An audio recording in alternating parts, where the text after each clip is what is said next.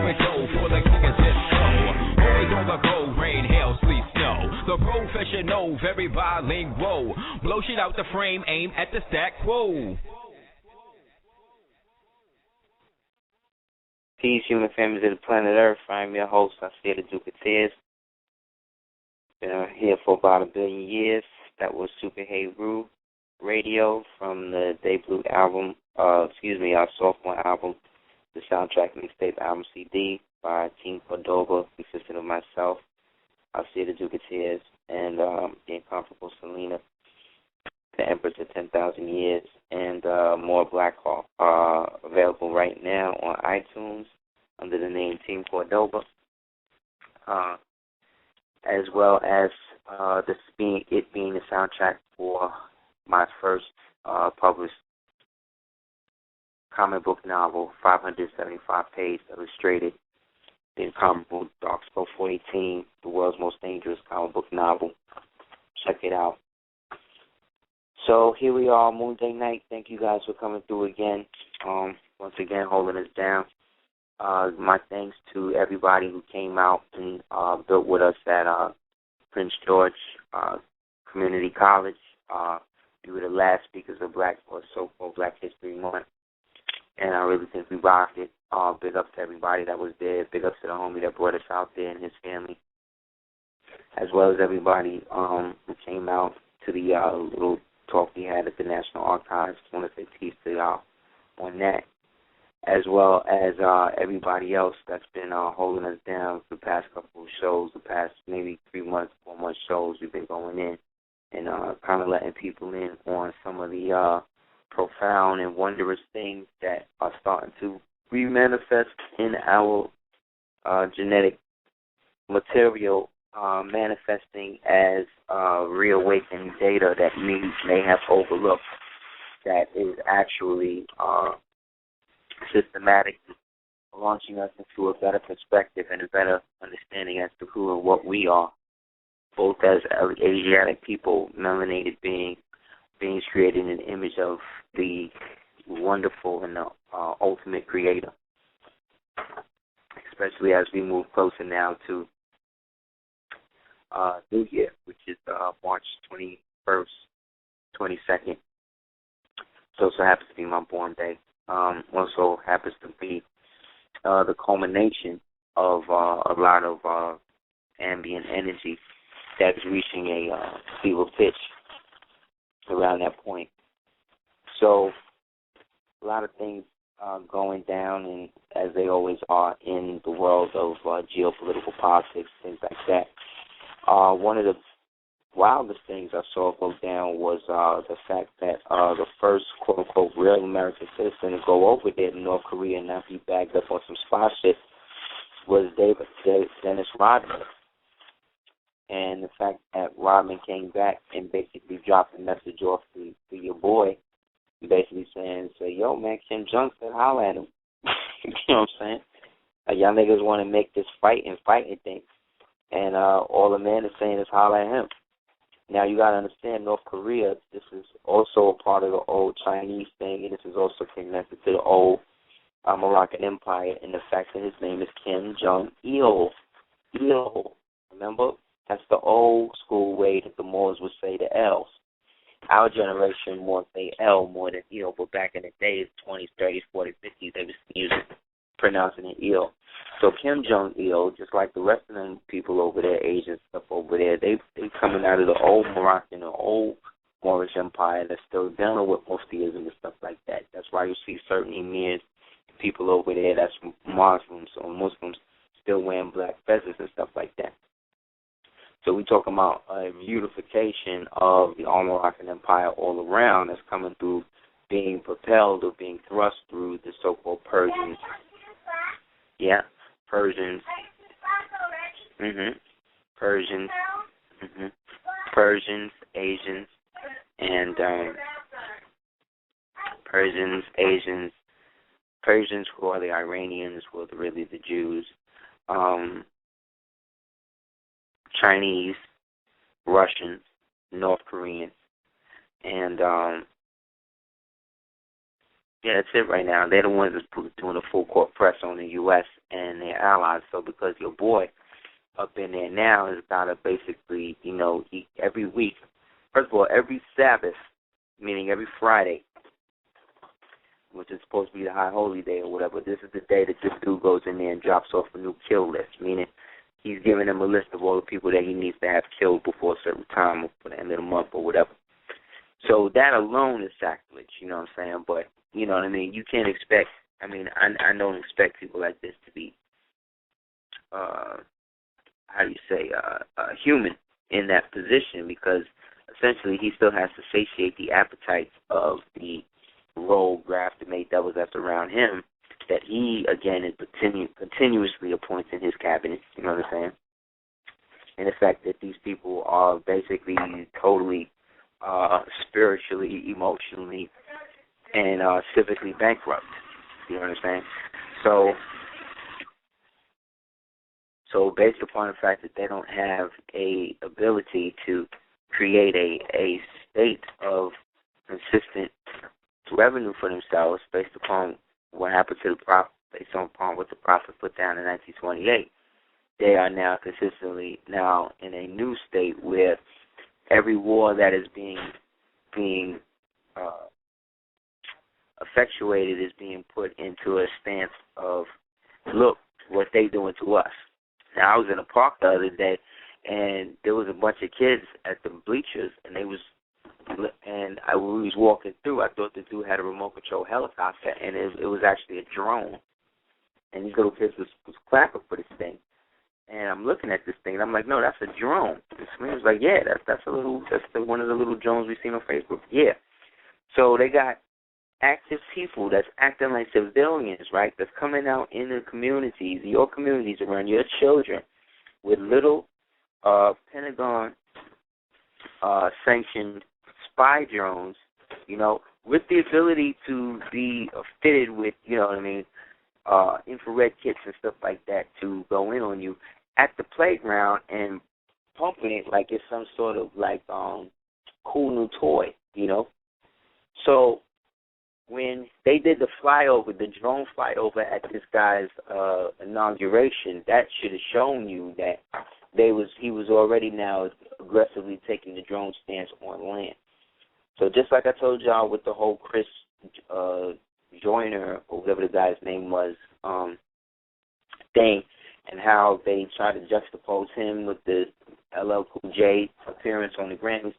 Well, they stepped to him because they're about to do the movie on this guy now, because, they got to bring it all the way through. They're going to bring the movie with the dude, and now they're going to make it, they went to LL, and LL said, he was offended, if they would even ask him to play the dude or whatever. But, again,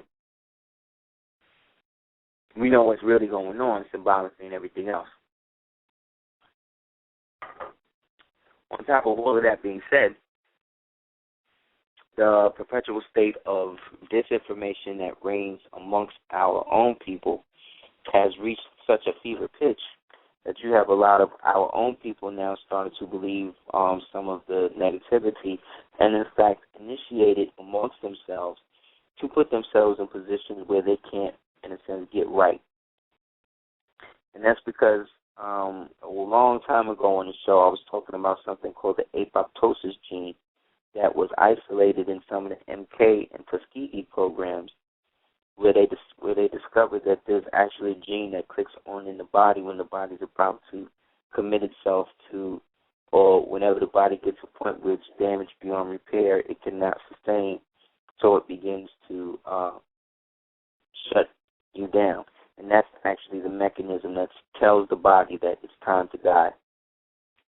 So the idea is to perpetuate and isolate this gene through specific traumatic experiences and through desensitization or prenatalization programs to, again, effectuate the perfect circumstance for one to kill themselves on command.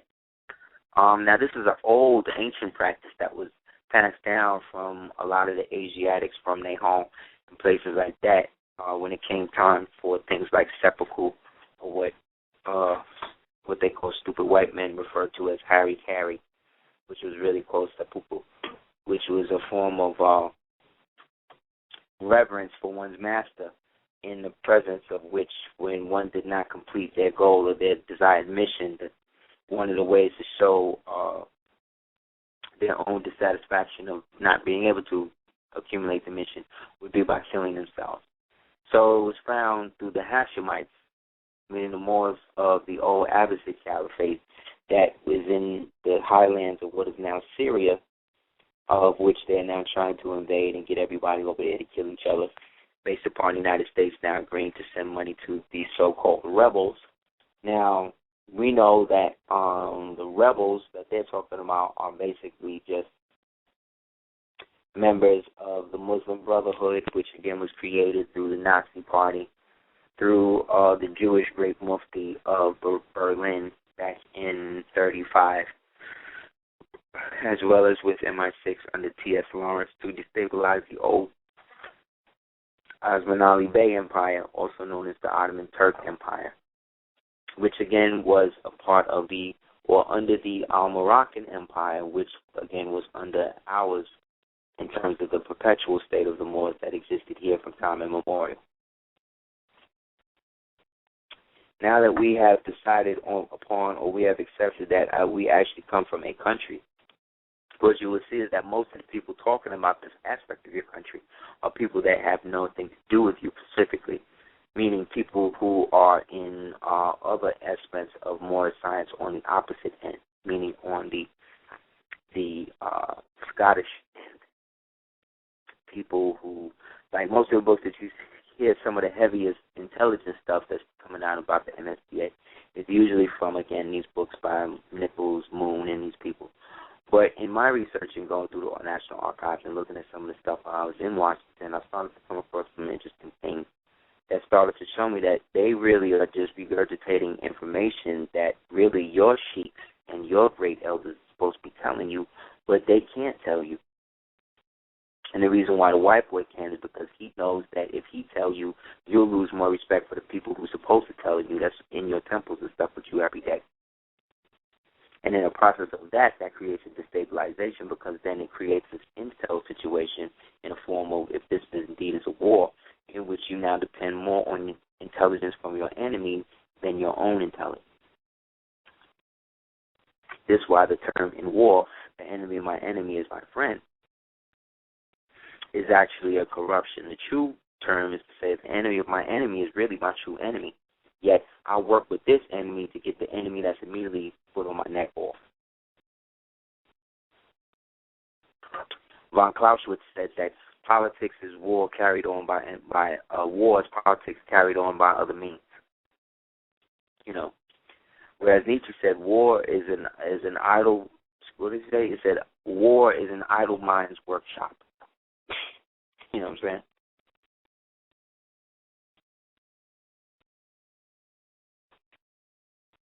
So either way you slice it, we're at the auspicious time in history where, whether you like it or not, you're being thrust in a position to come out of the grips of the incredible ignorance that we've all been in for all these years. But while that's going on, you have more of a preponderance of people trying to urge you to be something else. Now, again, I can't go on what other people are doing, but when I was hearing some of the agendas that was being pumped by some of the people who came to the lecture that I did at the college, it was very surprising to me that of all the agendas and of all the people who came there, I was the only one to actually put up a flag. You understand?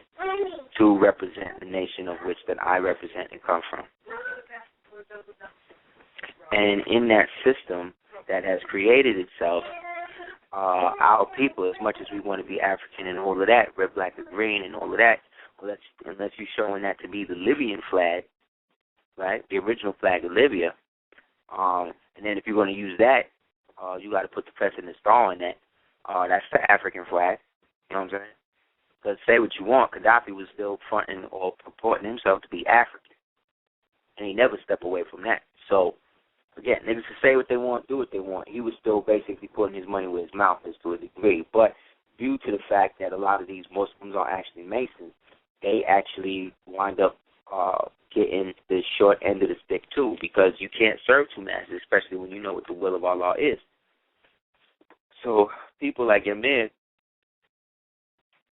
these people who go with this heavy, with these heavy African agendas, that's good for people that's just coming into the knowledge, you understand?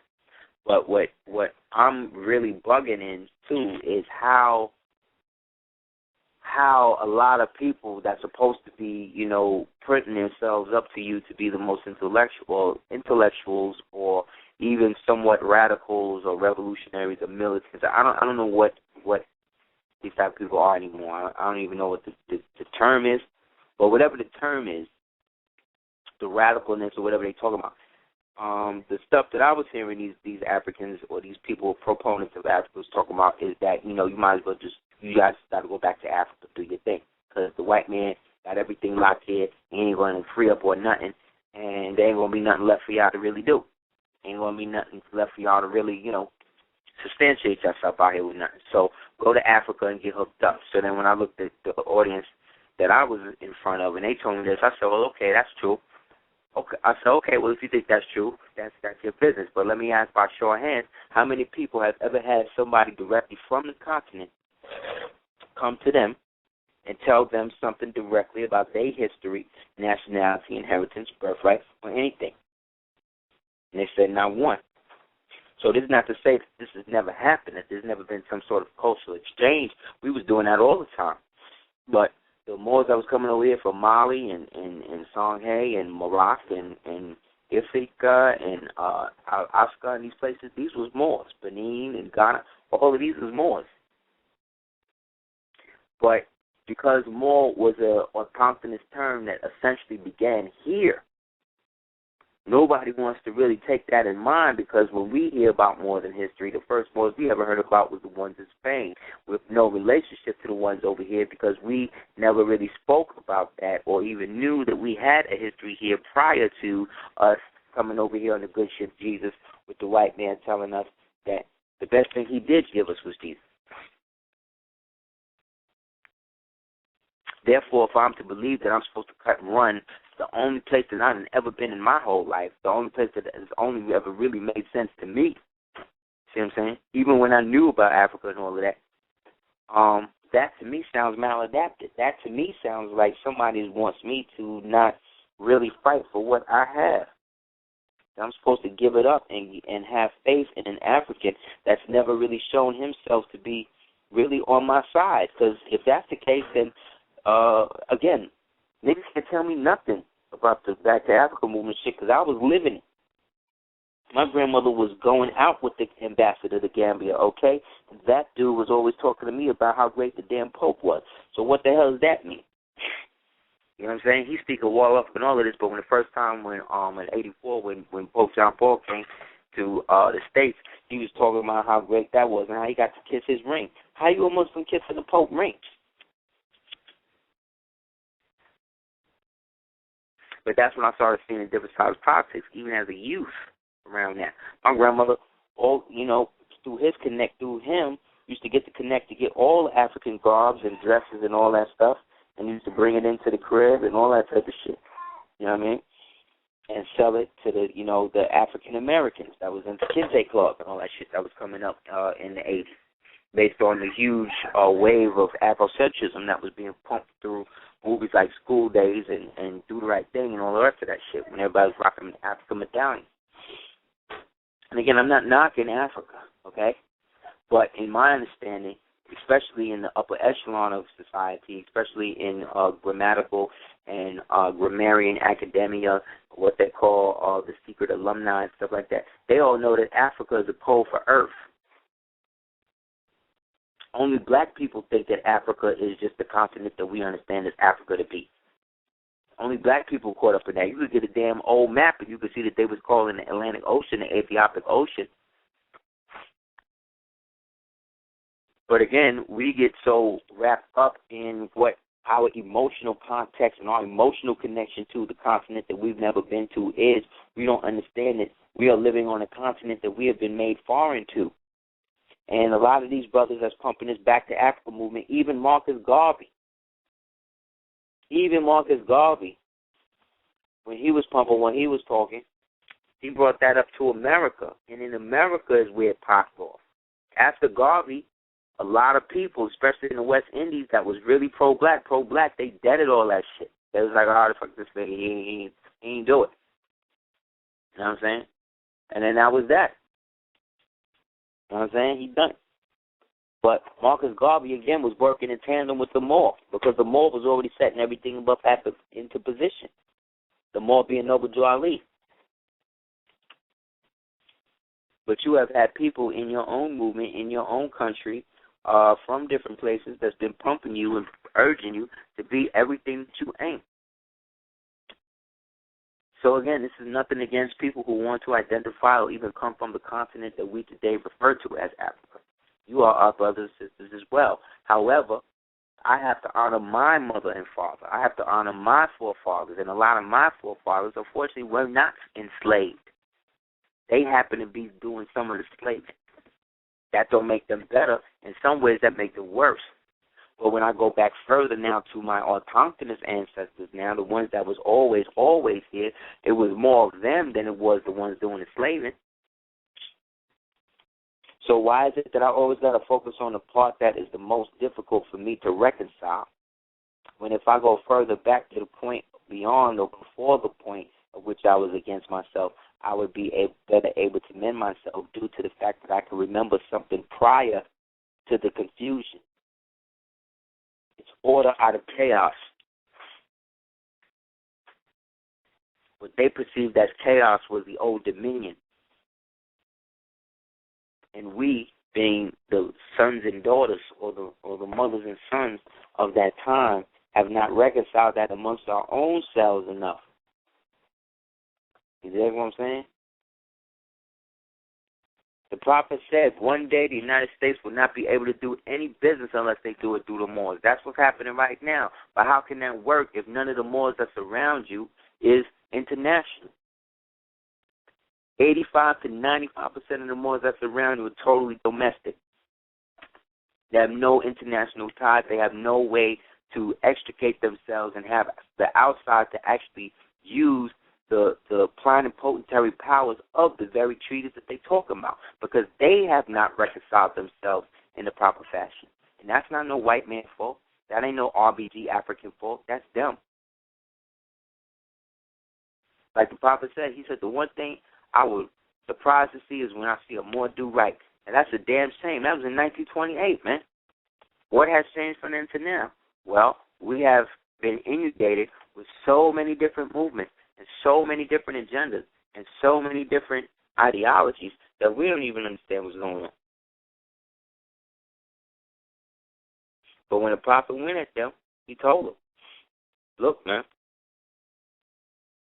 I could throw out a spirit that would make the Moors want to fight, and then throw out another spirit that would bring them back into peace. These are very deep haikus and sayings and stuff like that that have deeper meanings that we're just starting to figure out now. You know what I mean? Yet, when we look at the full context of where we are, most of this is based upon the fact that most people, not just Moors in general, but all people in general, have the very spirit of their own humanity, if it ever was that, has been sapped out due to the fact that they've been inundated with luxury and been inundated with sloth and stuff like that that has nothing to do with their movement.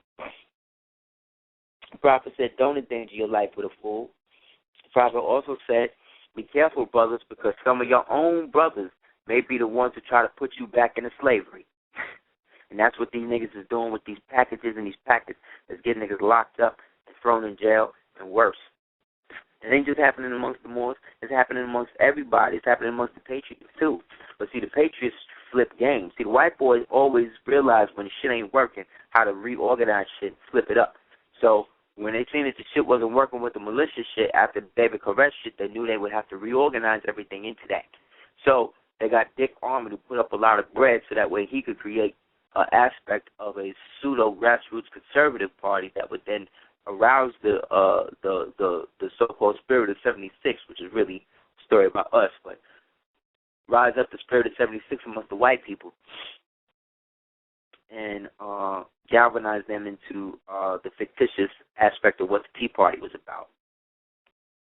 And so the Tea Party basically came to take over the Republican Party, you see, or infest the Republican Party, and now it's moved into the Conservative Party. But essentially, it's still coming from the pretext of smaller government. 9/11 was an inside job. Obama ain't really president of the United States. All of the core tenets and stuff that they got out of the conscious community is what these Tea Party people are really fucking with, if you really do not. They just not letting you in on that because they take everything that you have, and because you get so caught up when they try to get you to co-sign them that you wind up not missing game. Like you need actors and these types of people to get this type of knowledge, but at the same time, they also got to not go too fast, man. Y'all can't be speedballing with this shit. Look at what happened with Patrice O'Neal.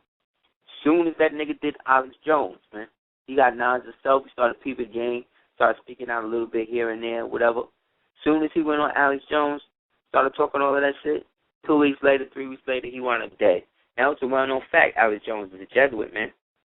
You can go online and see that. You could look at how he got in the Bohemian Grove and see that. See what I'm saying? You can see the fact that this nigga's on CNN and see that. You know what I'm saying? Remember, CNN and Fox and BBC CNN, Fox, and MSNBC took United States to court, FCC to court, to give them the right, to fight for the right to be able to report false news to you. And the argument with that, all news, whether it's reported false or not, it still falls under the protection of the Freedom of Information, as well as the Second Amendment. But it's funny how that applies to that, but then when you start to do protest videos and stuff like that, then they could try to strip the amendment from you. The reason why they can do that is because citizens of a corporation are customers to the corporation, you dig? You're a customer. That's what EPMD was saying back in the day. You know, you're a customer. You're not really a being like that they respect. So all of these mergers that's been popping off in the past week and all of that is in response to the fact that they have to homogenize their one little collective, because this 1% is getting ever smaller. You already see now, they already made the Pope cut a plea deal, so now he's about to be out, and he's going to be under house arrest for like a couple of years. They put out another arrest warrant for Queen Elizabeth because allegedly she was involved in some of the sex ritual and pedestry too. So just coincidentally, right, the day after the red notice went out on her that she was indicted, and they're trying to arrest her on human trafficking and stuff, crimes like that, she wound up having to get committed to the hospital. Just like when Hillary Clinton had to do the speak before on the Libra scandal, she wound up falling down, getting a concussion, right, and so forth and so on. So the story or the theater of war is always what it is, because this is not a real war like that. These are not really wars like that. Your war is with principalities and powers. You are not in an earthly fight. You haven't been for some time now. Yet due to the lack of knowledge of our people and the fact that our people have chosen to waste time on things that do not exist, we have now fallen under the weight of our own ignorance. And in the process of that, we are looking for substance from things that can only give us the opposite. So people, for instance, will look for what a rapper will think about a certain political subject or thing in general to then, you know what I mean, make their decision. When these people, whatever rap used to be, we know that these people have no real opinion. And with the murders of those hip-hop people who could actually speak out, you know what I'm saying, or the alleged murder or the perceived murder of some of these people being able to speak out, we know that these people that's there today is the farthest thing from that. So what you see today is not even a mirror image. It's not even a reflection of what hip-hop or the art or the people used to be. It's more like a haze. It's more like a haze or a diluted version of like a ghost, you know what I mean, of what creativity used to be. So with that being said, we find ourselves in an auspicious time where then what we choose to represent and create is that for us to do. So that's why one of the other things the prophet said was, I have come for the children. You know what I'm saying? He said, I've come for the children and for the generations yet unborn. So those of us that have a generational or multi-generational, multi-dimensional look at this thing, we start to see that the meanderings and the street gospel aspect of who we are will always be that. You know what I'm saying? However, when one puts themselves on the outside of one of the grace of the ancestors that came before them, they become agents amongst themselves and against themselves. And that's what you are seeing now. You're in the phase now where a lot of the disinformation agents have now started to turn themselves inward and a lot of their anger in on themselves. You see? There's a movie that came on last night that I've been dying to see, that I saw a long time ago, and I've been looking in different video stores to get. But on a humble, right when I stopped looking for it is when it came on. And it's an old Johnny Depp movie called Dead Man. And anybody that's a moral scientist should really get this movie. Cinematic movie. Yeah, but I'm talking strictly about moral science, though.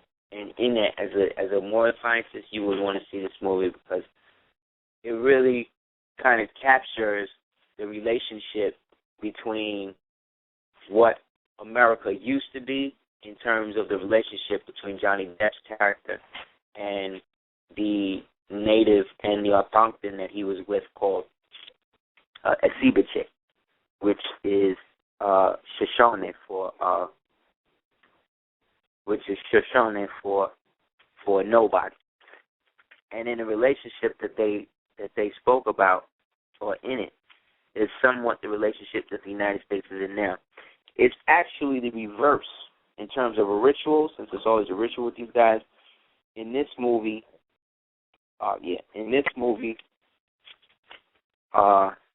Johnny Depp plays the white man, and the native is played by another brother. Whereas in the new movie that Johnny Depp is coming out with, he's playing the Indian, and the character that he plays in Dead Man is being played by another guy. This movie is called The Lone Ranger. It's about to come out. So, in essence, the seat or the standing in the country is going through great upheavals, but these upheavals are so subtle at the same time that they are creating deep chasms that are starting to alter the fabric of everything there. So, like, you'll notice a couple months ago, I was talking to you about a lot of the portals that are opening and how different aspects of stone, like limestone and stuff, can activate that. Well, it's interesting that a sinkhole, happened down here in Florida while we was in Washington. But what struck me odd was that it developed under a guy's house whose name was Bush. So when I'm watching it, was saying, yeah, Mr. Bush, Mr. G. Bush's house went down. We were looking for Bush. So I'm thinking it was George. I was thinking there's George Bush in there, and I was like, oh, it's another white boy named Bush. It's in Tampa. So then I was like, wow, that's crazy. I was like, I thought, I wonder what was under it. So when they was talking about it, they was basically saying that, the limestone is under the clay and that's eroding, But remember, limestone is a spiritual stone that was used specifically in pyramid building due to its malleability when it came to being easily shaped with the application of water. Because the crystals in the stone correspond to a vibrational frequency within the body that, given the right spark, can lead to reanimation. That's why they would find limestone sometimes in the actual skin or genetics of some of the mummies that they would exhume. They would actually find it on the inside lining of the stomach and sometimes in the teeth. The reason why the Egyptians used to have a lot of dentists, or the Kemites had a lot of dentists, because they would grind the bread on the limestone pummel. And so when the people would eat it, there would be little granules sometimes of the limestone in the teeth, and after a while, it could, lead to the erosion. So in that, electron would be used to switch that, and then it would change the vibrational frequency of the mouth, which is why we wear gold and silver in the mouth today. So everything that's here comes from somewhere else, or something that has been prior to this. Therefore, when people act like they the first ones here, or they're the ones that's in the reality first, you got to understand they're putting themselves in a disparaging view, because what that does is it takes away the true value or essence of what it is we are all striving to find out on this plane of reality, which is the truth. Truth as to who we are, the truth as to why we're here, all of that crap, So, with all that being said, there's a lot of stuff going down with this now new thing with the Vatican and Pope being found guilty on these crimes against humanity.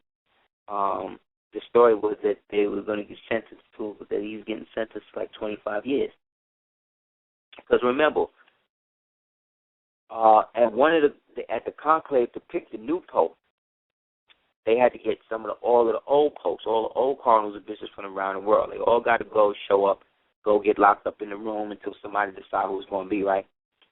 Well, one of the cardinals that was supposed to go in America was hit up with a request from people all over the country not to go, being that he was one of these priests that's involved in the pederastry thing and all of that.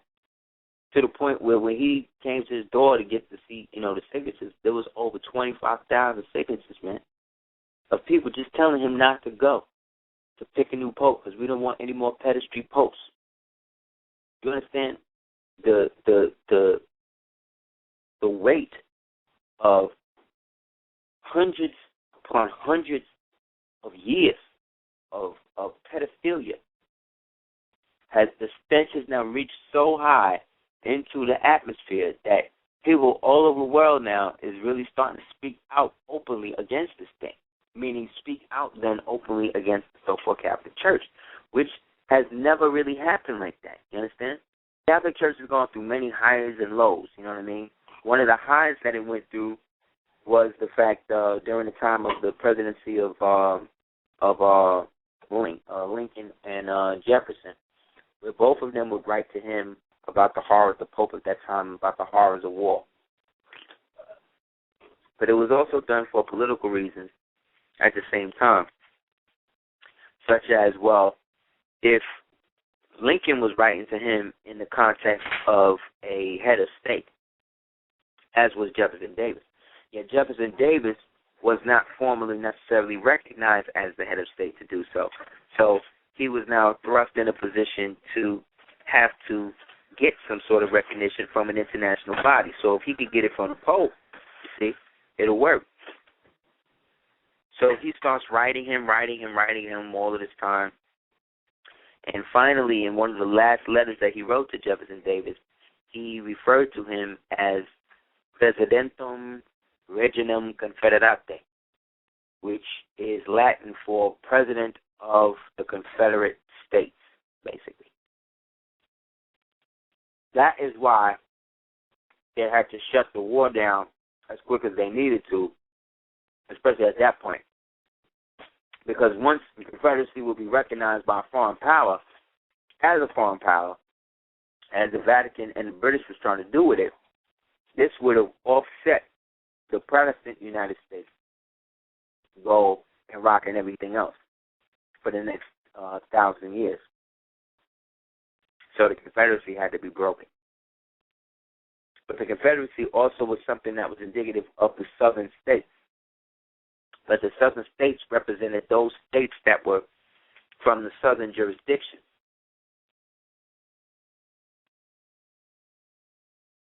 Remember, we're talking about the North, Central, and South Americas, all of them together,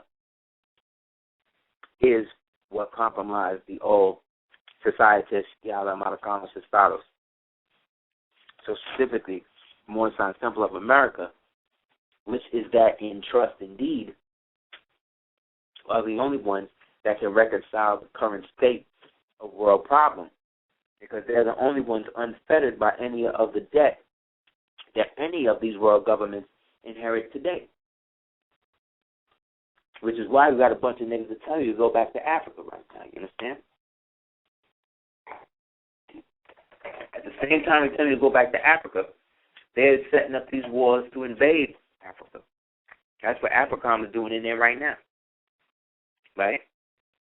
And instead of those African brothers and sisters coming over here and trying to get paid and try to work and try to, galvanize us in the system, you understand this is an historic thing.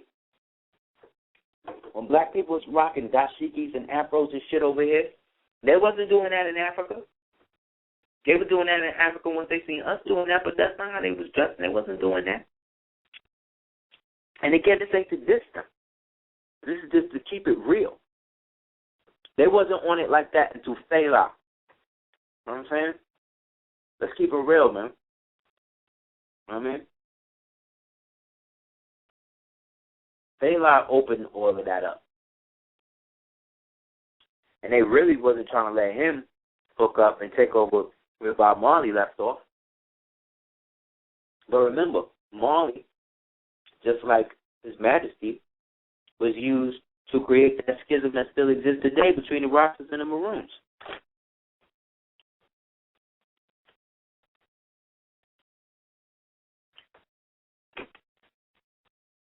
When we talk about Islam or Islamism or Al-Islam, Moorish Islam, the shit that makes us Muslims, we talk about the very thing that makes us who and what we are in a historical context, in a direct context, in a fulfilled context. The only problem is that most of the Moors today have been under so many different obligations based upon them mucking up their own history, that they now have to pay the penance by almost going through the trade of them to realize that they have played, that they have cut themselves off from certain things. So again, what we have to do is distinguish what type of Asiatic you are. You know what I'm saying? Of what side of this thing are you coming from? It said, come all ye Asiatics. But he said, I'm going to let the fire touch some of my good ones too. You know? So I took that to mean, well, in the time that I was coming up, I was thinking things was one way too. You see? That's why you can't berate anybody for what they don't know. The wisest person sometimes is the fool, because he's always on the verge of a great discovery of wisdom. You know what I'm saying? Whereas the master sometimes becomes complacent with the wisdoms he's obtained. So there's been a lot of passing the torch to wrong people, man. There's been a lot of giving torches and passing on legacies to niggas that's out here orgying or beating women up, or, cuckolding dudes who's coming to them with their wives and stuff like that for counseling. And then, the person they're going to counsel for is trying to seduce the man's wife and things like that. Ain't no white man doing that to nobody. No white man forcing you to do that. I mean, yes, there are instances where niggas is being set up to do that, like some COINTELPRO shit, but that's all still coming from somebody's jealousy of somebody else.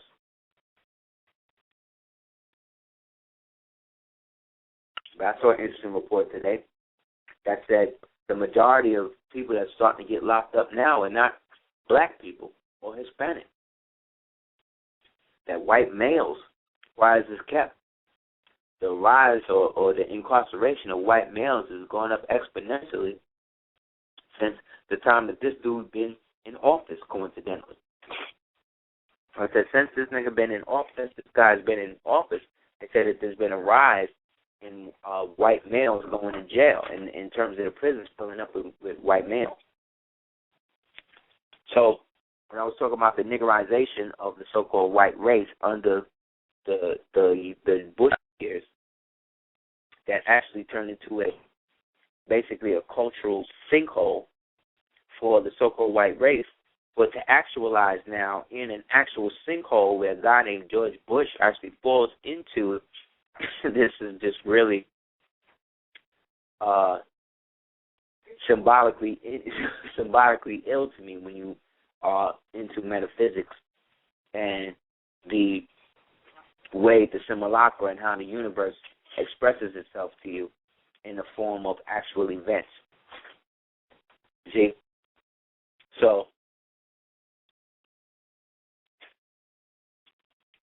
the repetition or the redundancy of an outdated society has led to the society starting to devour itself.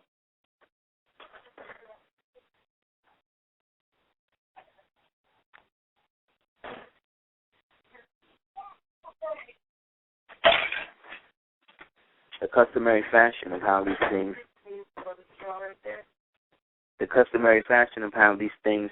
I thought I saw it in the Spider-Man thing.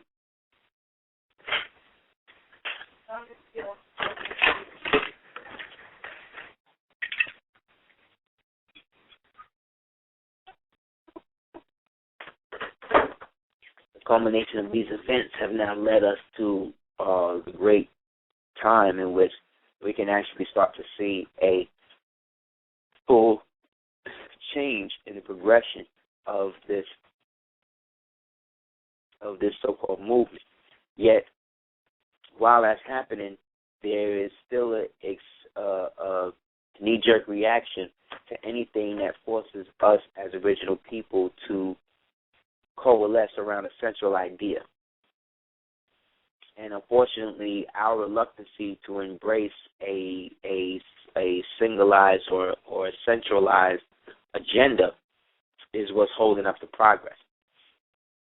Therefore, what that means is that, in my opinion, the agenda then is going to have to be propelled or put in a vessel or a manner in which people can see actual progress from what it is they're doing. Because most of the people are getting into these situations because they're dealing with, again, state governments that are locking them down domestically, and because they're using documentation that does not accentuate or show themselves in a fully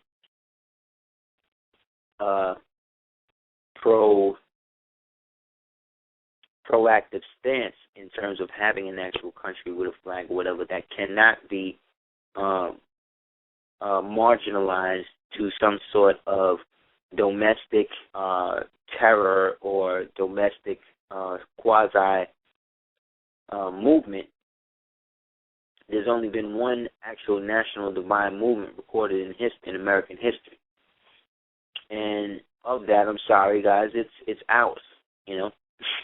Yet, because people want to say, oh, well, the Muslims were enslaving everybody and all that too. But, yeah, but Benin people was enslaving people too. And so was Malian people and Songhai people and people from Fezzan and people from Kenya and people in Botswana and Swaziland and Zulus was enslaving people, prisoners of war. This is what's been going on.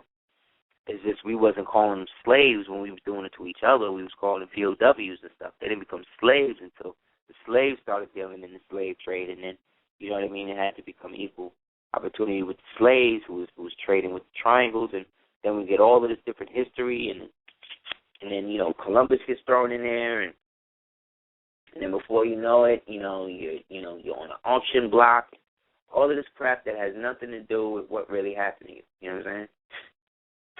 All this crap that have nothing to really do with what happened to you before 1492. Yet, with all that being said, when you look at, again, the root of how this thing came into being, I mean, you still got these niggas going back to Selma. With all that was being said with racial profiling, they just had a thing this week where Justice Scalia, one of the Supreme Court justices, got up and basically said that whenever a society adopts a racial entitlement to help one group overcome a given situation that another group may have or may not have imposed on them, what happens is they create a situation where now you're done. You can't create that anymore because you've been locked up and put into a system where who you were is now predicated upon what you know about who you were. Whereas certain things are bygone conclusions for other people, you know. So nationality, unfortunately, becomes one of the biggest things that we wind up dealing with, because when you read the Bible, all it talks about is empires, kingdoms, dominions, and nations. It rarely mentions country, and if it does, it's usually speaking from the perspective of one of the prophets talking about one of the other countries that the prophet is coming from or trying to go to. But specifically when it comes to the things that's being done or influenced by God, you're dealing with nations, and those nations usually have some sort of flag or standard with them. Yes. And like I said, man,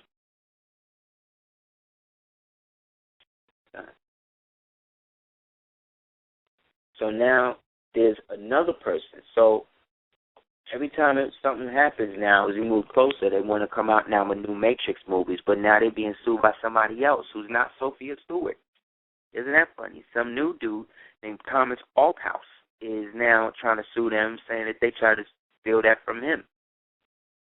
But if that's the case, how could this dude come out when Miss Stewart basically came out and said that she did it all? At what point did this guy now come out and write them stuff? And these people have done everything to get out of this thing, to the point where one of the Wachowski brothers even changed his sex. He's not even a man anymore on paper. He's a woman. But they ain't stopping that lawsuit.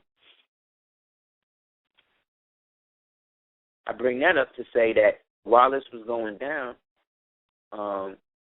with this Matrix thing, this is just another representation. This is just another representation of how reality is now starting to double up on itself. You know what I mean? They're being sued again for something that they already did right after retrograde. Saturn goes direct. This is another example of the Matrix trying to reconform itself, just like the government trying to reorganize its bankruptcy every 3 months. It's not going to work. It's not going to happen. No matter what they do, they're not going to be able to sustain the United States as a country anymore. And it has nothing to do with the fact other than of what happened in 1928. The events of which are so monumentous that they don't even want you to hear about that. And so now you have disinformation agents in your community now going around telling you that these things never happened and that the people who are involved with them were somehow pederasts and everything else, or worse. And again, I'm not here to defend Moorally Temple or the Prophet or anything else. They do not need me, or the Prophet does not need me or anybody else to come and defend him or his intent or any of that to anybody on the planet. All I know is anybody in my life, and as I've been seeing this work, every time somebody come out and say something against a man like that, man, it don't be too much longer, you know what I'm saying, when something go down with them, you know what I mean? And this is how it always is when those people will come to just give, you know. Some people don't know how to accept the gift when it's given to them, just like some people don't know how to accept a compliment. They don't know how to just let something be good. So they got to give it to them, but then when you give it to them, they got to look for something to be wrong with it. And that is the issue with our people, you know. Real quick, I was gleaming past channels one night when we was in a hotel over the little tour we had, and I stopped on Stars of Sunset or whatever, the show called Stars of Sunset. It's all about these Persian people, these people from Iran who escaped with the Shah during what the movie Argo was about. And upon the escape, they came to America, and they basically, because they were Jews, they was able to put them into their own little communities. They all got into real estate and all of that, and, do their thing. So long story short, I was watching the show and I was watching how these people just going in on each other, calling each other liars, hating each other, almost spitting on each other, getting ready to fight, all of that. But at the end of the show, they start speaking their own language. They all get up, start hugging, you know what I'm saying? And whether it's contrite or not or whatever, you'll never see stuff like that on them black shows, these bad girl clubs and all that. What you see is black women literally trying to kill each other. Or black men, trying to start off with each other, trying to see who got more, who does this, who got that. And that's because our culture, in a way, in terms of, how we came up in terms of hip-hop generation, what it was, we know that it's definitely not that now. And what it could be is really predicated upon what these kids turn out to be, the ones that's growing up under the Minaj and these ones, who have now inundated them to believe that they need to be everything else other than a being with a living being with a soul, It's better to be a plastic doll, you know what I mean, with interchangeable pink hair and Reese's Pieces eye contacts and stuff like that, you know what I mean? And again, this is indoctrination, yet the indoctrination only goes so far, man. Like I was saying, we're at a stage of the auspicious time in history when we can really redirect the energy that has been put out there to make us feel that we are a stateless people. And no stateless people. You know what I mean? I don't give a damn who they are. I don't give a damn what you say about the most dirt poor Ethiopian or the most dirt poor Rwandan or where else is crazy messed up over there. Any of these people that you be seeing on the commercials, the kids with the flies on them and all that, you can say whatever you want about the kids, Malawi or whatever. Them kids still got a flag and a nationality that represent them. You don't. You don't. Them little kids with the flies on their head that's dying of starvation and all that, them niggas got a nationality. And people like Jay-Z and Usher and these people don't. Think about that, man. It really, when you put it in context like that, it really shows you who the real slave really is. Like I said, as dirt poor and all that as that kid is, he could still have a countryman that recognizes himself as somebody from Malawi and would look out for him, and they have a flag that they could at least, if they needed to stand behind something, stand on something, they could rock. You can't do that. You can't do that. And they from Africa. But when you ask an African where they from, they don't say from Africa. They'll say that to a white man. Excuse me. They'll say that to you. But if a white man asks them where they're from, they'll tell them, Senegal or Botswana or Burkina Faso or, you know what I'm saying, or Central African Republic or something like that. But you ask them where they're from, I'm from Africa. I'm African. But they ain't going to tell you where. You know what I'm saying? Unless you look like you're trying to do the knowledge. And there's certain countries in Africa that's known for certain things. You know what I'm saying? Like people in Ghana, in Kenya, they known for the running. You know what I mean? People in Nigeria, unfortunately, they known for the scams and the tricks. Anansi is heavy over there with that shit. But that's gotten them into a lot of international beef with a lot of international companies. But you know what? Most of the scams and shit that they was running on people was running from them rich people in places like Switzerland, Netherlands, and places like that. So, again, they're getting their money. They're doing what they got to do what they but they still got a flag. But what's the difference between them? How is it they could be Nigerians and you could be a niggerin or whatever you want to call it, and they spell it the same way. They just take one G out, and it's like, it's all good. You know what I'm saying? And when you look at Nigerian people, they have a certain vibration that's kind of reminiscent to American. You know what I'm saying? To so-called African American.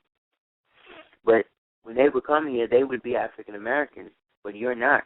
You're black. See? Now, again, we know what that means when we speaking amongst each other.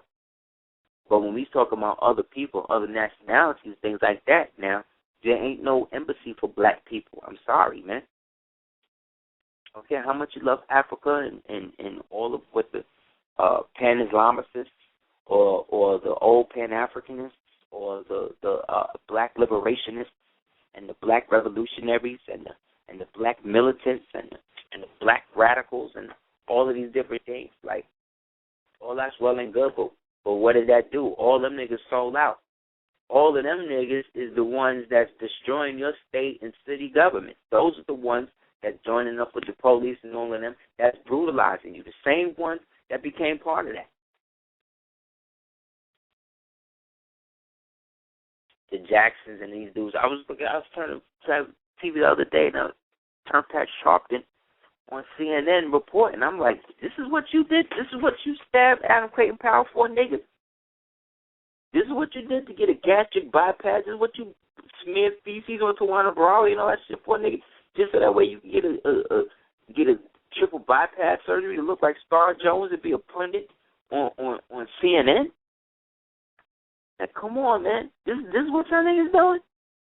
This is what you sold out for? This is what you continuously selling people out for, Jesse? This is what y'all continuously selling people out for? Having Boule meetings for the past 150 years. Creating generations of sellout, creating generations of homosexual black men, generational black men who are culturally insensitive to themselves, their people, their culture, their God, their history, their nationality, their inheritance. Generationally. You think they're gonna help you? No. So when you are more and you know better, and then you go and take that oath, what do you think you're telling them? You're telling them that you had your bets with them, and they looking at you like, oh, this nigga ain't got it. He still think I do. And I'll be watching these malls. I'll be looking at them. I'll be looking at them parade everything else. Somebody told me, sent me a thing was saying, somebody said that there's more to life than more to science. That's true. There's also slavery. You know what I'm saying? It's also mental death and power. You know what I'm saying? Like I said, I ain't telling nobody ain't got to be, everybody got to be more. Because everybody can't. Most of the niggas who want to be, most niggas who speak out against it are the niggas who can't be that. So, it is what it is. People got to do what they got to do. They got to be under their own vine of fig tree, as the prophet said. Yet, unfortunately, brothers and sisters, I'm going to bust your bubble. Everybody can't be right. Everybody could be correct, but everybody can't be right. An example of being right but not correct, or being correct, being right and not correct. Being right and not correct would be like being in a situation where you see somebody and they about to literally, let's say you see somebody and they're about to walk down the street and there's a car coming, right? And instead of basically, you had the chance to either scream, hey, there's a car coming, or run and push him out the way. So maybe instead of screaming, hey, there's a car coming, you just run and push him out the way. That's the right thing to do, but that person might get up and may not even realize they're in a situation and feel disrespected for what you did for them. You know what I'm saying? So that's right, but it's not necessarily correct to that person. You dig? Another example, you could be correct, like you could take a test, right, and get all the answers correct. But if you don't know what test you just took, then really you're not right. You're correct in the fact that you passed the test, but you're not right in the fact that you're not any more smarter than before you took the damn test. You see? This is the nuances of Ma'at that start to balance themselves out when you start to deal, again, with international diplomacy, because now you got to take into account of somebody's history that goes back maybe 250, 350 years plus. Most people don't have a attention span that go 3 minutes and 50 seconds, more or less 350 years. And then knowing how somebody gets down and all of that. A lot of people don't have the resolve to be that. That's why diplomacy and stuff like that is not for everybody. You know what I mean? That's why you see sometimes a lot of movies and stuff, and they'll show diplomats and shit, and they'll show these dudes just totally degenerates, like having sex with prostitutes and sniffing coke and doing stuff like that all the time. Because most of them people ain't never been outside. Some of them people, diplomat situations, just get into shit like that so that way they can experience some aspect of real life or experience another culture because they've been locked down so much. That's why they're so heated at Dennis Rodman now. So don't be surprised if something go down with this dude, with the IRS or immigration or child support or ones getting locked up in court or caught with weed. Don't be surprised if they ain't gonna let that nigga slide with that shit. Don't think so. Because he went over there as an American. You dig what I'm saying? Which means that there ain't no embargo. That means that 14th Amendment citizens could go there. And the first thing they asked him, they was like, oh, well, are you there on some diplomatic shit or whatever? Or he said, nah, I'm just over there chilling, with the ball. They like ball. I play ball. He cool with me, man. He got mad love for me. And they said, well, what did he say? He said he told Obama to holler at him, man. And then he don't want war like that. But again, remember who this dude is around. This dude is around Brzezinski and the rest of these crazy hawks in the government who literally destroyed the United States, even more than it was. But that's their job. That's why people hired him. People hired him to do that. They just don't know that they hired him to do that. You know what I'm saying? But they're figuring it out now. So Stephanopoulos, remember I was telling you how the fool is always the best one in the story because he's the one always on the verge of wisdom. I was watching the article. I was watching the interview with him and Stephanopoulos. Stephanopoulos was like, well, yeah, but, he's a dictator and he's done this and he's done that and he has crimes against humanity and this and that. And he was like, yeah, all that. I hear all of that, but, he wasn't like that with me. Like, he was cool with me. Like, he wasn't doing none of that. And his people love him. Like, I hear what y'all niggas are saying, but I'm seeing it. I'm there. And his people love him. They was all cool with me. So say what you want. He said it's just like with Bill Clinton. He was having sex in the office. He was doing this. He killed Africans, all of that. And nobody was saying nothing about that, right? But the wild shit is that he don't even realize who he talking to. He was talking to Stephanopoulos, who was Clinton's campaign advisor for the first couple of campaigns to get him into things. So he knows. You see what I'm saying? But that's what I mean. The fool is just divining wisdom and put Stephanopoulos on the spot so quick. But Stephanopoulos don't even realize he's peeping. He's like, wait a minute. Is he saying this to try to gold me? Because I know this nigga's stupid. But is he saying this to gold me or is he just going in?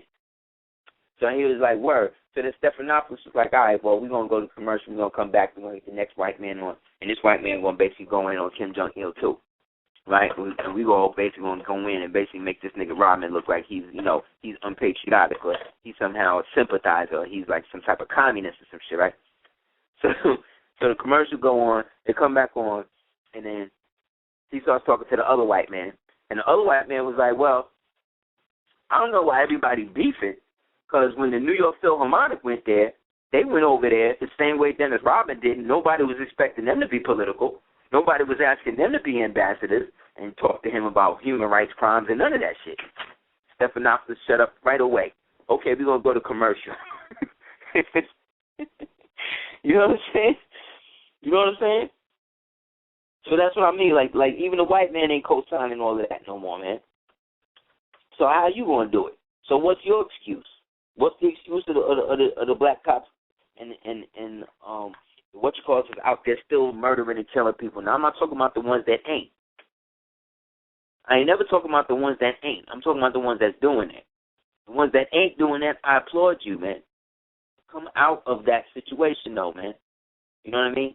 You would do more for your own people, starting to start your own community police force and have your own community pay you, than to go and be a public policy officer for these people who have a ritualistic quota of how many niggas they got to kill a month.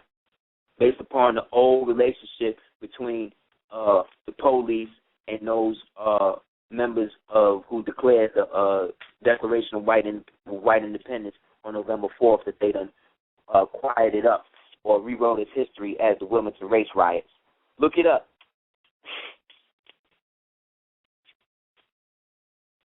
You know what I'm saying? And this is what becomes the basis of the whole.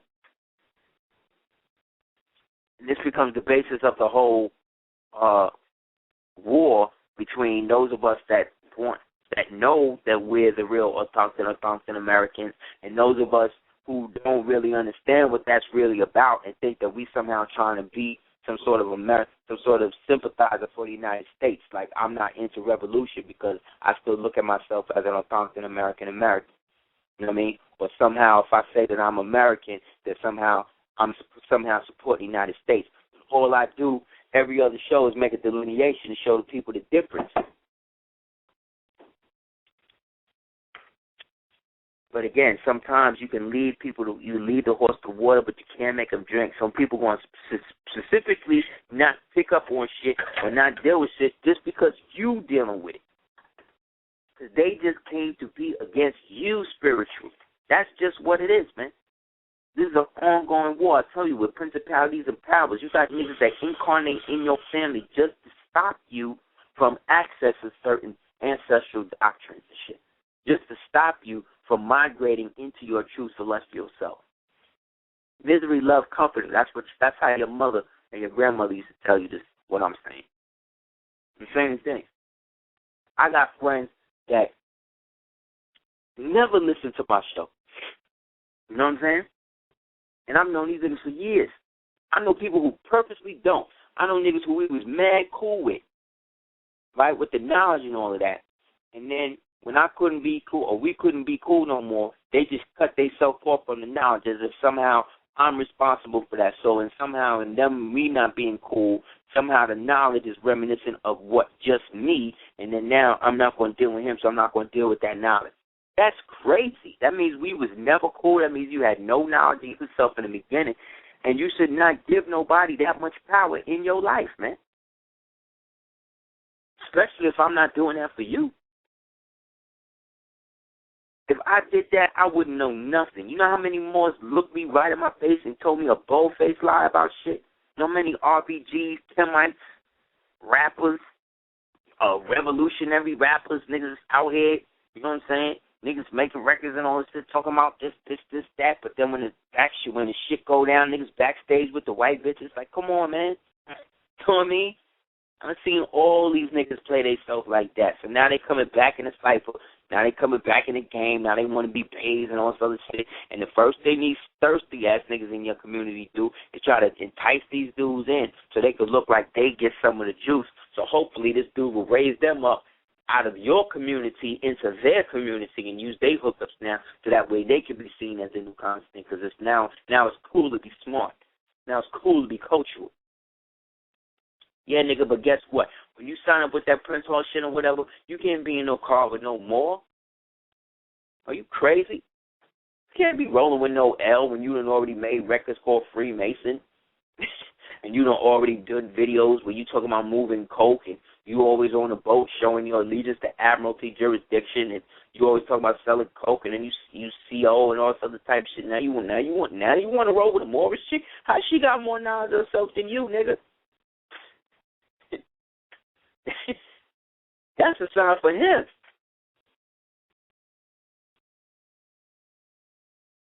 You know what I'm saying? Like this is chess, not checkers, man. And dudes be playing. They really think they could do it all. They think they could be it all.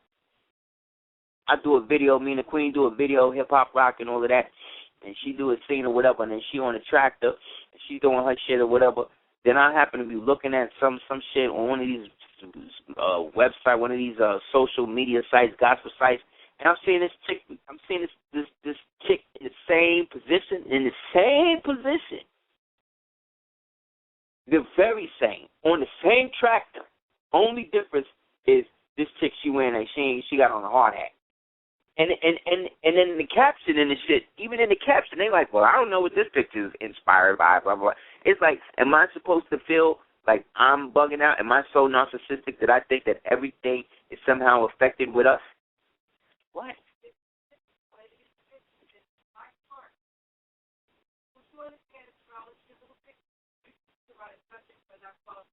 But you're not letting me finish what I'm saying.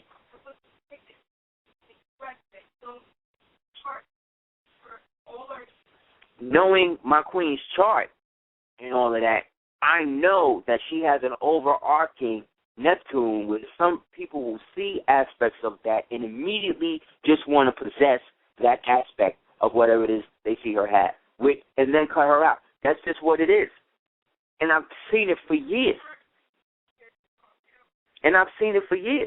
And the whole part of that is that that's the lesson to show her how much she affects you, but at the same time, how she got to let shit go, too. But guess what? I'm the witness of that as the spouse, so I can do the nods to it and see it in the context and call it out, because that's what I'm supposed to do.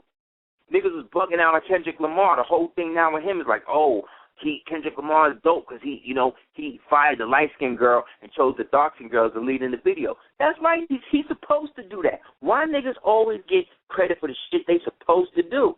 He's supposed to do that. Niggas is supposed to do that. But that shows you how crazy messed up our society is, our community is, where that is something out of the ordinary. It's out of the ordinary to have a dark-skinned girl in your video. That's crazy. When the majority of women I see in the street are dark-skinned. That's crazy. You see what I'm saying? But again, this is what I mean about the level of the game and how black people have allowed themselves to be desensitized to such a degree that they don't even realize how they perpetuate the shit. I was reading an article the other day with the whole Nina Simone shit. Now, first of all, when I'm seeing Zoe Saldana as her, Nina Simone, I'm like, wow, they really shitting on the ancestors. But then I said, you know what, though? This girl is still a black woman. No, I didn't say that. That's not true. I was like, oh, they shit on the ancestors, right? So then I don't like Zoe Saldana, no way. I don't know her personally. I'm just going by, like, what I see on the movies. I don't never see her with no black man. And when I do see her with a black man, she always screaming at the nigga or leaving the nigga, right? So she always with a white boy. So I already know that she's Latina, too, though. You know what I'm saying? So she's Moreno. So I'm doing the nods to all of that, and that's all good, right? If you was, picking up your people. But she don't be doing that. I only see her paired with white men. So when they only pair you with the opposite of who you are, that makes you look like you are less than yourself. And she take it. Nobody forces this bitch to do it. Okay? Nobody forced Stanley Newton to take all them degrading pictures for herself to get a D. Because they all the same type of chick. And I'm using this to an example of the bourgeoisie black mentality and what that has done to the black woman. So now they want this bitch to mean Nina Simone, right? So I'm looking at this joint or whatever. So then I read a quote. I wrote a quote on it, and I wrote a quote from her. And what surprised me, like, I didn't even realize that she knew that she was black. She was talking about how she was like, well, I'm black and I'm Latin and she said she's black and she's Latin and she's American and she's something else. So I'm like, okay, bitch, which one are you? What is that? Okay, so, she was sorry, that certain black people don't feel that way, but she is this proud black woman, and she's proud of her race, but she's also this, and she's also that. It's like, okay, you're proud of your race, but then you're quick to tell me how many other races you are, too. When you ask a white man what he is, oh, I'm Scottish, I'm French, I'm Irish, I'm this, I'm that, I'm white. You see what I'm saying? It's straight to the point. It ain't no I'm all of this, unless they in a cipher where they trying to piggyback off of what they think you got. So I was bugging the fact that she even said that she was black, right? So, of course, I'm going to boycott the movie. I'm not going to see that shit. Unless somebody I trust tell me I really should see it. Just out of respect for Nina Simone. Just out of respect for her. Because this chick is wicked. They always get the exact opposite of what the original person really was. You know what I'm saying? So that's like when you were seeing Halle Berry. When I was reading the thing, she was talking about how she hasn't abandoned the black community, and You know, a lot of people still love her there, but a lot of people really feel like she's a traitor and all of this. She's telling you what she knows she is.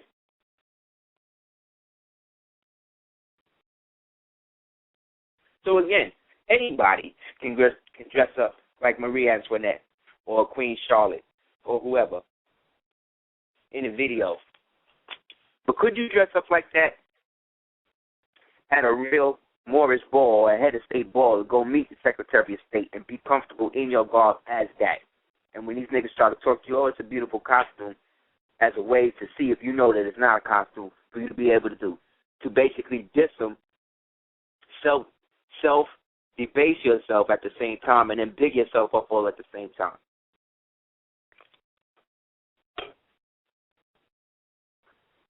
That's what I mean about international diplomacy, foreign policy. Knowing how to get what you want without looking like that's what you want. By knowing that what you want is what you're supposed to have based upon the divine right of what your nation is owed. But most people don't know how to treat in that capacity because most of us don't know or remember that we actually have a country to treat for. Or even what capacity to treat as. And in so doing, we create a disparaging reality where we can't really support us in our original capacities anymore. For fear that we aren't really what we say we are, or what we're presenting ourselves as.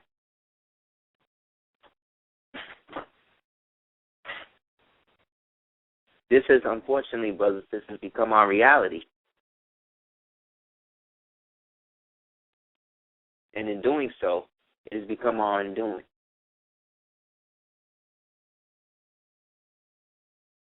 So like I read last week, part of the FBI report,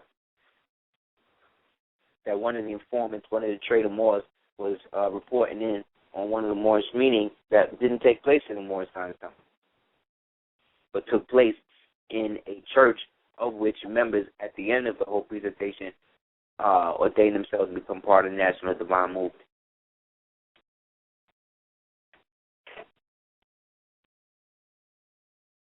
And in that, said that the original flag that was shown back then was green with the red star, which represented the oldest flag, or the Societas Americanos Estados. Whereas the red flag with Morocco, with the green star, you got to do the knowledge, comes in at a certain time in history as well, which is actually the mirror or reverse image of that. That flag has a connection again, or is reminiscent of and what came after us, which is the Moroccan Empire, which is us from over here, and those of us that was coming from over there unified together to keep over here sacred. So which one are you, or which one do you represent?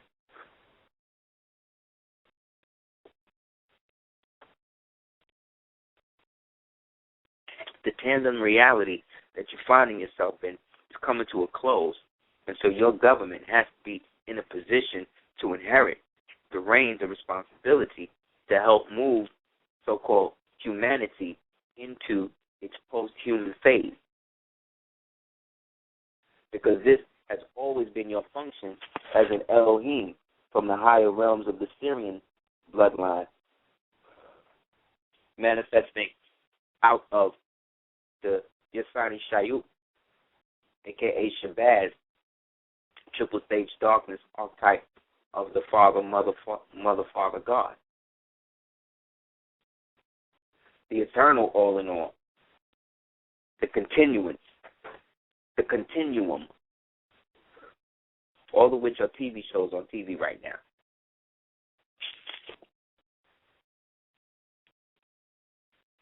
They put you in the mythos, you dig?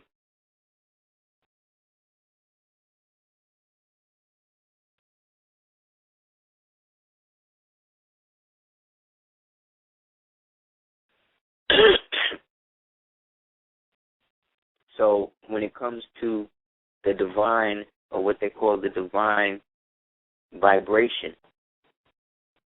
that was brought out of the triple stage darkness, right? As they say, it all came out of a vibration and a word. They say it was Ka Ra Ya Sa Ta Ha La Yad Wa Ha. And in saying it in the procession, Ka Ra Ya Sa Ta Ha La Ya Wad Ha Ya, or Wad Ya Ha, or Hey.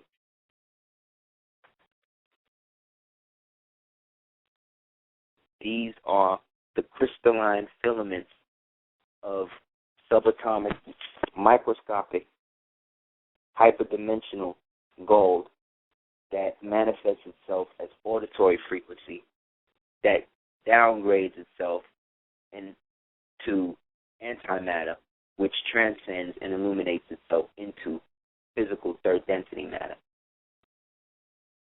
This process goes through that system.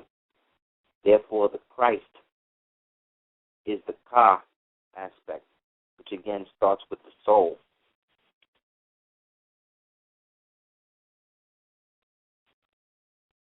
So from Ka, Ra, Ya, Sa, Ta, Ha, La, Yad, Ha, Wad, Ha, Hey, that becomes the steady bolt. That's the heartbeat that actualizes creation. The physical representation of this is something called the flower of life. The flower of life, then, is what you see as the base symbol in all Moorish architecture. Get the book, The Alhambra by Washington Irving.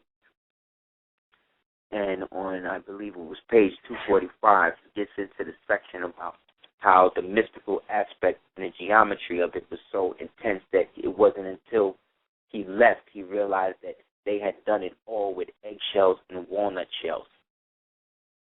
All the moldings that were almost in such a pristine state it looked as if you could still eat them. The prophet said that we had street lights in Seville before anywhere else in the world. And you know that's true.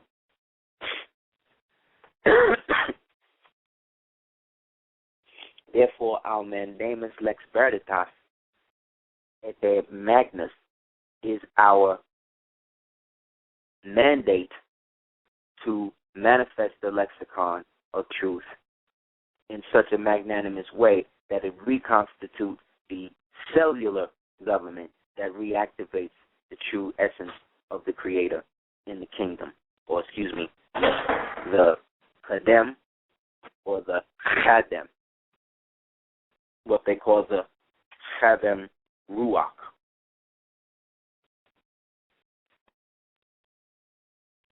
The holy breath. So, because you were nationalized in the context of your own volition, you are Moorish Science Temple. You are the kingdom of God. You are the very essence of the console of which dwells the holy. You are the host of hosts. That's why there's a movie coming out. Matter of fact, I just heard called Host, where it's meteorites that's falling to the ground and inhabiting people, turning their eyes blue. Just like in Dune. Whenever they did the spice melange, which was the melanin, the secret science on that, for those people who are fans of that science fiction drama, which I think everybody should read, was that the spice melange was actually manifested from the worm, because the worms were the original people of the universe who existed in the empire, in the Dune universe before known history, who were called I forget the name of them, but they're the same thing as the engineers in the movie Prometheus, who are us. When you do the nods to who and what Prometheus is in the Greek tragedy, being the one who brought the fire to man,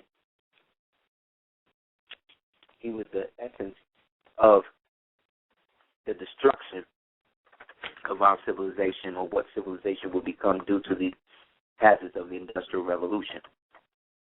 That's why books like Atlas Shrugged are great. See the movie, but read the book. I stole the book when I was in high school, and it was really good because it really, this is before I even really equated it to, so-called Illuminati, New World Order type of stuff like that. This is way back in 9th grade. I was bugging how they was blowing up the railroads and all of that just to get the money and hide from the people what was really going on. So these are all elements of statecraft that have to exist because essentially states don't really have the right to function in their capacity. And because they can't, the federal government is the only real government that's ordinanced to be able to sustain itself. Therefore, state government has to essentially run by colorable or tacit consent. You see, that's why they perpetually violate stuff, because essentially there's nothing that can really bind them in. And there's not a cohesive enough American people that are civically literal enough to look at it past a status system. My sister was at the lecture, bless her. She kept it real. She was Sicilian, and she was like, "Well, the thing is, even though I'm white, I don't have money, so that means to white people I'm a nigger. Like, I don't have no money." She kept it real. She said, "Well, you're white and have no money. You're poor. That means you're a nigger. That means you're white trash. That means you're not thing." And because they run their society like that, you understand it's a big psychological impact on how somebody then views themselves and why they're more apt to be around people like me or gravitate to stuff that other white people who have money will purposely keep themselves from. Unless I get to a point or I'm in a position there, I have money, and they somehow are around me at the same time, like we're at dinner and they happen to be across the table and then we start talking. You see what I'm saying? That's different. Then that's spontaneous. And white people like that. That's still entertaining. Yet, in a peer position now, let's say if it was a business situation, it would be totally different. Because business means war to white people. Black people don't understand that. The black people who do understand that are people who black people review as great and other black people view as horrible. People like, unfortunately, I have to use examples like Puffy and Suge Knight, these type of people. Great success, but really the success is also viewed from a perspective of what they have compromised, because everything came from, in a sense, their idea. So whoever has the initial idea is the one who either gets to keep it or get it exploited, or exploits it for themselves, all of which has become the American way, but that's not what America is. America is a temple for more science, and people are forgetting that.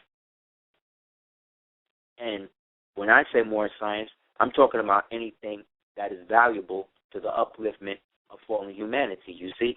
So I'm not limiting myself to reading things that just happen to be Moorish. It's just that whatever I'm reading, if I will go back to the origin of whatever I'm reading is going to, it's going to lead back to somebody who happened to be a Moor. That's just how it is. So I'm not creating that. I'm just benefiting from the status that my inheritance has left for me. I just happen to be that guy who descended from those people in history who did those things. And you shouldn't hate me because I can articulate it in such a way that I can get money from it today without having to exploit people for it, without having to sell people things that's going to get them locked up, and without having to compromise myself, personal space, and family to do it. Because I'm not going to give more to the people that I'm going to give to myself or my family. Therefore, I'm not going to put myself in a position to feel like I got to prove something to niggas who should know better. Therefore, certain modes of discussion and things like that, in my relative opinion, I am beyond. Beyond in not wanting to participate in anything that's going to create more confusion, you see what I'm saying? And not wanting to give my personal opinion on the opponent or the combatant. For no other reason than I don't really care that much, other than what it is I have to do for those people who reached out for me to help them do it. Therefore, we stay in the level of equality and manifest God to build, to be born. So in that, people like the nation of gods and earths, if they wanted to, they could apply Moorish science in a traditional way, the same way Moors do. The Moors could show them how to do that because they already got their own names, their own language, their own alphabet. They are basically, if you really do the knowledge, they are the most modern, the nation of gods on earth is the most modern version of indigenous, Moorish, pseudo-American, Indian, autochthon American art form and native culture that manifested out of itself, out of nowhere.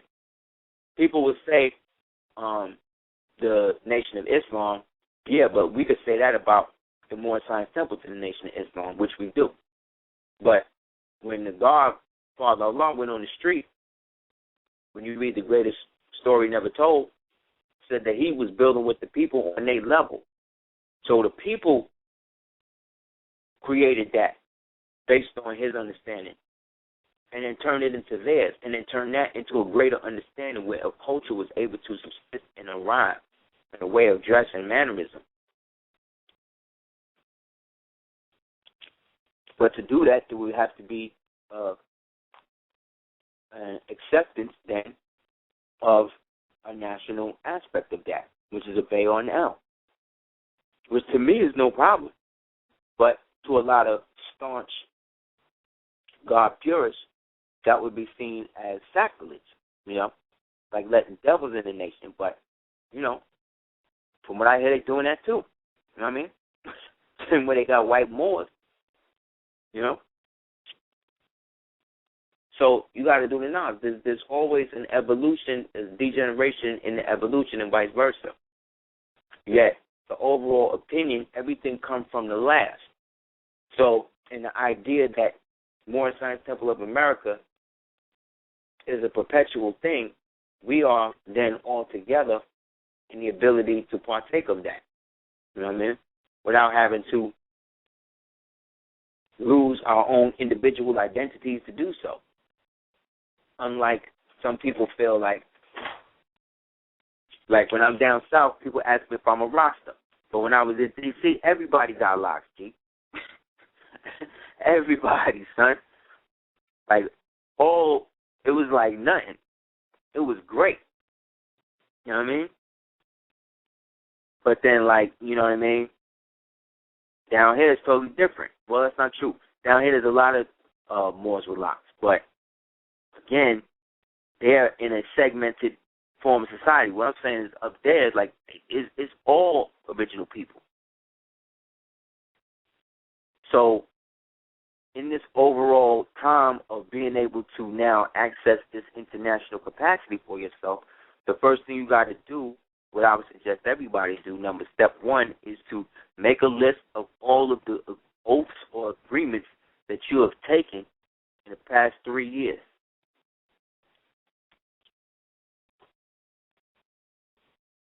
Specifically to any specific society. You know what I mean? Or churches or anything like that. Confession and stuff like that count too.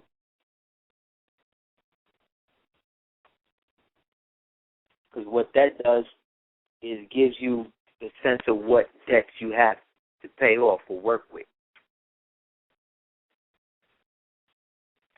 Because the divine right of the prophet allows you to dead all contracts absolutely.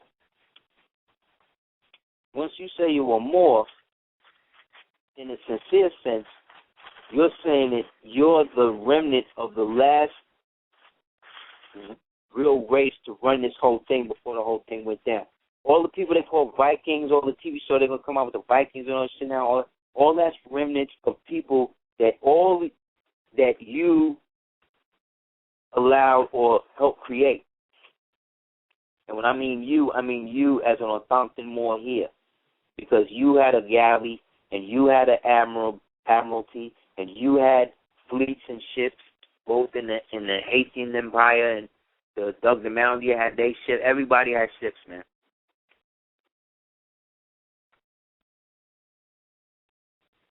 Like a lot of shit is twisted, but don't let them reflip the history on you. That's why in the repatriation back to Morocco plan that we have, we basically just build with people in their individual sense to allow for a substance-based reality to be created about what you are striving to do. Therefore, you can create something to contribute to the overall status of the nation without having to necessarily and provide a service at the same time. And based on the perpetual system that has been set up for us already, the first thing you got to do to be a part of it is with being honored. Most niggas ain't. Due to knowledge, this government shutdown and he's blackmailed them into doing. He said he's not a dictator. Then he said he wasn't going to use Jedi mind tricks. This was all Freemasonic code, meaning he's not a dictator. His doublespeak saying that he's the dictator. He can do what he wants based on his NDAA. Then, with the Jedi mind trick, the Jedi represent an aspect of a treaty.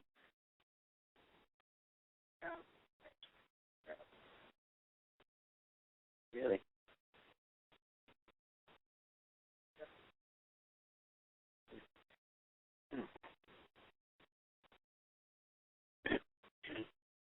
Well, that's why we be like this. Systems in which we can perpetuate a safe environment can only manifest when we are in a position which we are somewhat self-sufficient. And it's hard to get into a self-sufficiency when we are striving to help people at the same time. So the little I can do actually is a lot, you know what I'm saying, in the sense that it becomes something I have to do all the time. But at the same time, in being a father and a husband and a father that's striving to reunite himself with his own estranged children, you know, due to no family intervention, it becomes an uphill journey in a consistency. So if there was an ego where I felt I had some sort of like heavy guilt or clemency, I might be a lot more, you know, YouTubey and stuff like that. But if it's chess, not checkers, then it's really about the long-term goal of it all. And one thing I'm striving to learn how to do is to look at things in a perspective like that, so as not to take immediate offense to the petty shit niggas do to get you caught up in shit to keep you on a domestic level. And that's what all these dudes are trying to do with you. And women, man. If you find out one lie about a chick, 10 chances to 1, there's 10 more. If a chick is so beautiful and so made up in the club that she's flawless, she might be a man. If a dude is promising so much that he can do and is only giving you something that you can't do nothing with, then it's a useless relationship. You can go in it and stay in it to see how it's going to turn out, but in the end, it's always going to be what it's going to be, what you thought it was going to be. Therefore, if you think in a higher capacity, you're going to experience a higher capacity, regardless to what people think about you and project to you. Yet you got to know what you're capable of in terms of projection and both to and fro, so that way you're always conscious of keeping up a perpetual visual image within your mind of revolving mirrors the size of your body that are faced outward, that are always spinning around in hyperdimensional levels. So anybody looking or projecting anything at you is projected at them. And within those mirrors are black holes that they get sucked up into, sinkholes, like Mr. Bush got into, left to dead. So at the same time, Bush went in a sinkhole. Actually, George Bush, another red notice was put out on him. The red notice, again, is an arrest warrant. All of these arrest warrants, like I told you, the Pope going to jail. Queen Elizabeth may go to jail. Not jail like Rikers jail, but jail like rich white people jail. Any limitation on somebody who feels they have none is a prison. You understand? Therefore, anything and anybody of any dimension and of any form can be broken in that same manner.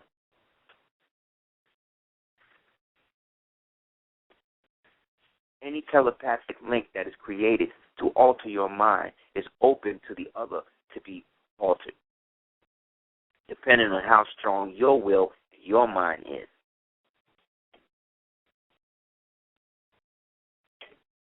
In the comic book, they killed Professor X, and now the Red Skull has taken Professor X's brain and is using it to kill or destroy mutants.